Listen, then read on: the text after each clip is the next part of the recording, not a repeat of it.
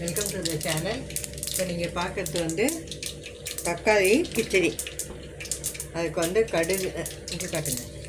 கடுகு, உளுத்தம்பருப்பு, கடலைப்பருப்பு, அப்புறம் பட்டை, லவங்கம், ஒரு 2 ஏலக்காய் ஆட் பண்ணியிருக்கேன். இப்போது தக்காளி, இஞ்சி, பூண்டு, ஒரே ஒரு பச்சை மிளகாய். காரம் சாப்பிட மாட்டோம் ரொம்ப. நீங்கள் தேவைப்பட்டால் இன்னும் ஒரு 2 பச்சை மிளகாய் சேர்த்துக்கோங்க.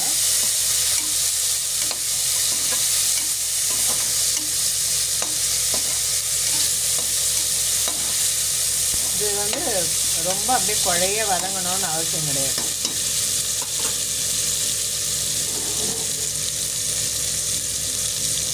இப்போ தண்ணி ஊற்றிக்கலாம். இது வந்து நான் 3 பேருக்கு செய்கிறேன்.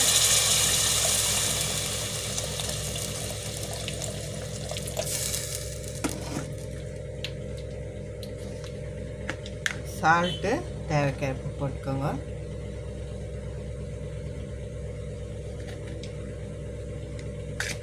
ஈஸியாக செய்யக்கூடிய ஒரு டிஷ்ஷு.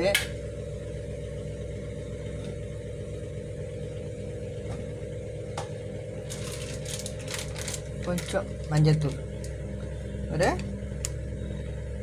1/4 டீஸ்பூன் மஞ்சள்தூள். இதில் வந்து பெருங்காயம், அந்த வாசனை பிடிச்சவங்க பெருங்காயம் போட்டுக்கோங்க. நான் போடுவேன்னா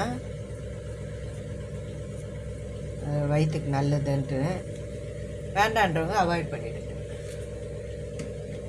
இது வந்து ஒரு 2 டீஸ்பூன் ஆயிலும் 1 டீஸ்பூன் நெய்யும் விட்டுருக்கேன். இது ஏற்கனவே வந்து வறுத்த ரவை, டபுள் ரோஸ்டட் தான், அதனால் வந்து அப்படியே ஆட் பண்ணிக்கலாம்.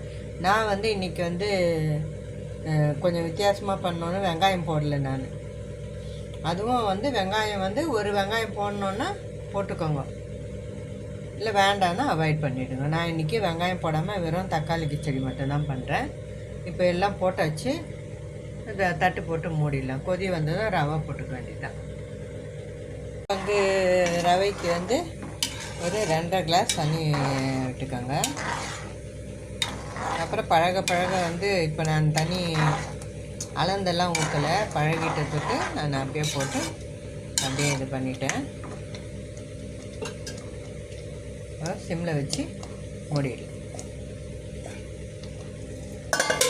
இது ஒரு 5 to 7 மினிட்ஸ் விட்டுடணும். டொமேட்டோ பக்கம் நிறைய டொமேட்டோ கிச்சடி ரெடி ஆகிடுச்சு. இது மாதிரி செய்து பார்க்கலன்னா செய்து பாருங்கள். சூப்பராக இருக்கும், அருமையாக இருக்கும். இது நான் இன்னொரு வீடியோவில் சந்திக்கிறேன். பாய். டொமேட்டோ கிச்சடி சூப்பராக ரெடி ஆகிடுச்சு.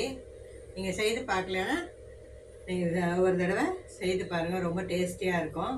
நான் உங்களை அடுத்த வீடியோவில் சந்திக்கிறேன். பாய்.